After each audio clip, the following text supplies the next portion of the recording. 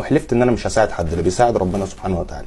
لكن في موقف او حدث كده بعد يومين اللي هو الفالنتاين ده، انا بشوف فيه مناظر اصعب عليا من لو شفت جنازه.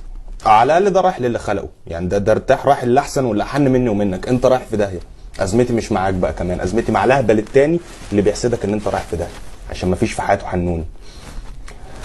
انا هعرض لك كام موقف من حياه البني ادم المرتبط، لان انت بدات تصيح كتير قوي على وسائل التواصل الاجتماعي. بشوف بنفسي ان انت كاتب كل سنه وانا طيب، كل سنه وانا لوحدي، صوره لراجل في ديت مع قطه، انا اكتشفت ان مفيش حاجه حمراء غير مش عارف ايه. تعالى بقى اعرض لك البني ادم اللي انت بتحسده ده حياته عامله ازاي. الراجل ده بيصحى من عز نومه في عز التلج عشان يجاوب على اسئله ملهاش اجابه لا عندي ولا عندك ولا عند العلماء. زي احنا ليه كده؟ واحنا بقينا كده امتى؟ احنا ازاي وصلنا للمنطقه دي؟ احنا ازاي، يعني احنا ازاي كده؟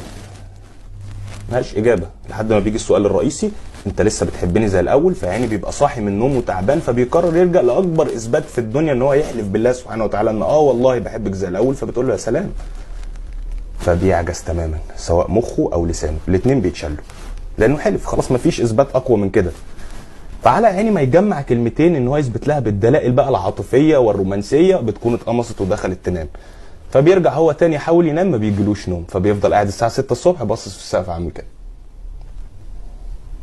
ادي البني ادم اللي انت بتحسده ليل نهار.